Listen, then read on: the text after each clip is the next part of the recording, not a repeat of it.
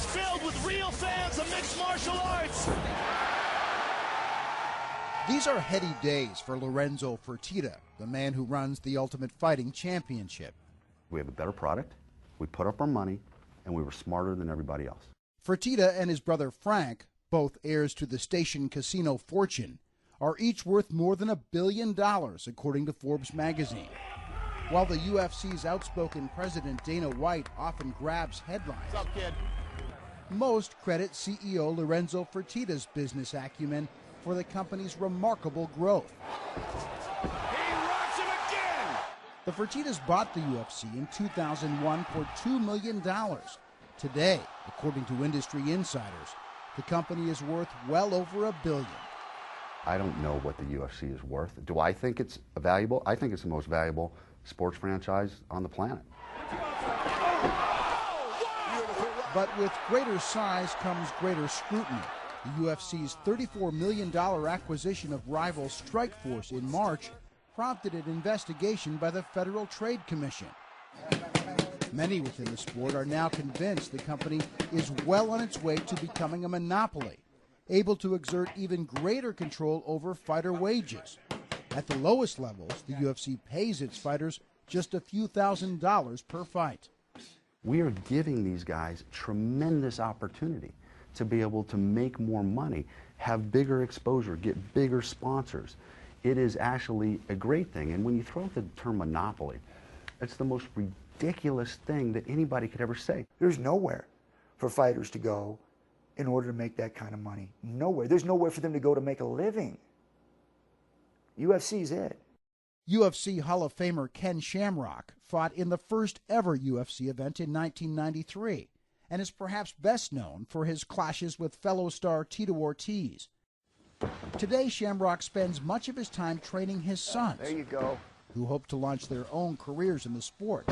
But he's mindful of the limited options for fighters today. UFC has gone out and strategically bought out every company, or they cut their knees out from underneath them when they tried to get started by putting on shows while their shows were on, which is fine. There's nothing wrong with that kind of business. But when you get in that position, then don't use that kind of position to hold the fighters hostage. To what extent do these multiple acquisitions of competitors impact the leverage a fighter has? Look, there is a number of outlets for these guys. You just mentioned Comparable outlets, though? there never has been a comparable outlet. There never has been. If I've got a top guy, I either take what the UFC gives me or I'm out of business. Iowa-based promoter Monty Cox has managed the careers of 7 UFC champions. He currently manages 70 fighters, 16 of whom are currently under contract with the UFC. The UFC has all the good fighters. Their weight classes are super deep with talent, so they don't have to pay. They only pay the guys who can fight through the gauntlet and get to the top. Those guys get paid. The rest of them, they don't have to pay a lot of money for. Outside the Lines has spoken with more than 20 current, former, and potential UFC fighters, as well as agents and promoters. To a person, they say UFC fighters have not received their fair share of the company's rapidly increasing revenue. Nearly all of them also refuse to speak on camera for fear the UFC would blackball them. One current UFC fighter told us if he spoke out, quote, "It would mean the end of my career." The fighters know it clear as day. There is no second guessing. If they say anything negative or even try to negotiate a better deal, they're done. You're the guy who runs this company. Yep. Why is it that guys can't even talk about the subject? Anybody can talk about anything. We've had plenty of situations where fighters have come out and made statements. If a guy is somebody that the fans want to pay for, I don't care what he does or what he says. I want him on our payroll. I want him fighting for us. I could care less. There's no retribution. Fertitta says 29 fighters on the current roster receive a cut of pay-per-view money, the lifeblood of the UFC. That can push paydays for top draws like welterweight champion George St. Pierre into the millions per fight. Since 2005 to today, once we started actually generating enough revenue so we're not losing money, we've paid out over $250 million to our fighters. We've made 39 millionaires since we've owned the company. But then there's the entry-level fighters. Under the UFC's performance-based pay model, incoming fighters make $6,000 just to show up for their first fight, and then another $6,000 if they win, for a total of $12,000. Fighters are then put on a graduating scale, but would have to win their first 3 fights, roughly the number they'd fight in a year, to clear $48,000. That's far in excess of the paydays for many boxers who, at the lowest levels, fight for hundreds of dollars a night.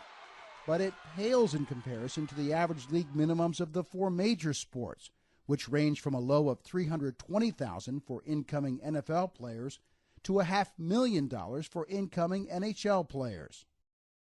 The athletes in the 4 major sports make roughly 50% of the revenues from their respective leagues.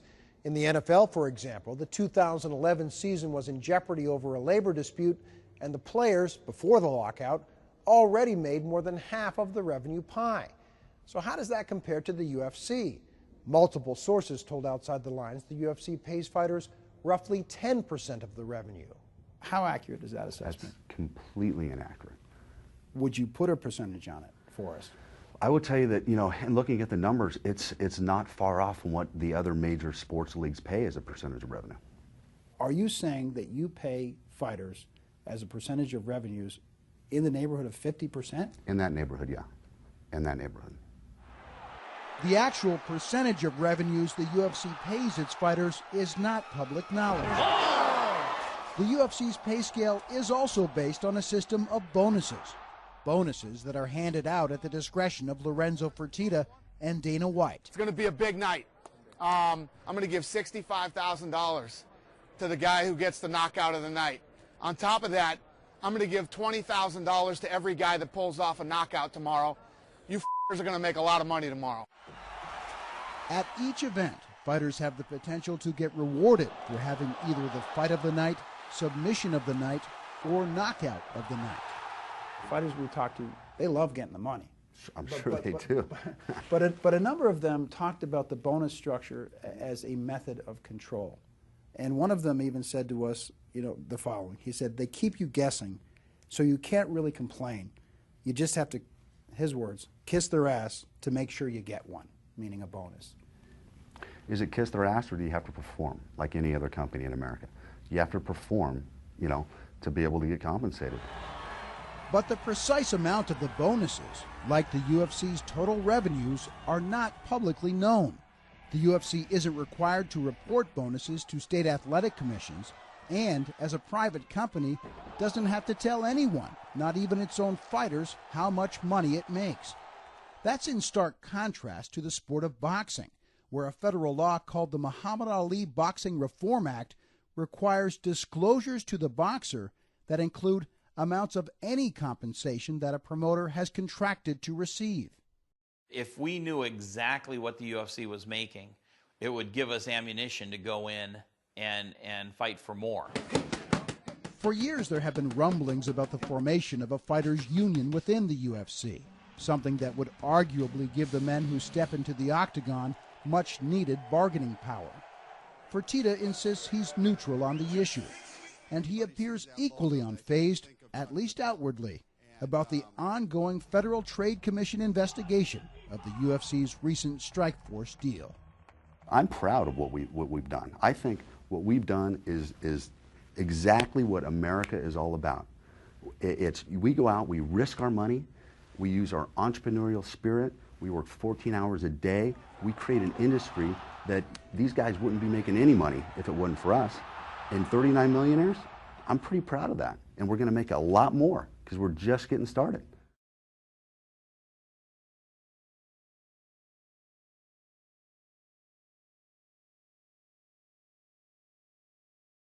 UFC 142 from Brazil, featherweight title. It's the champ Jose Aldo, the contender Chad Mendes. It's Aldo in the opening round, landing a stiff kick to the leg of Mendes, and following with the right uppercut, then spinning out of a single leg takedown attempt by Mendes. Later in the round, up against the cage, Mendes tries but can't slam Aldo, and then takes an elbow from behind. Aldo would win by knockout at 4:59 of the opening round and celebrate retaining his title with his fans. So it's time to leave you a preview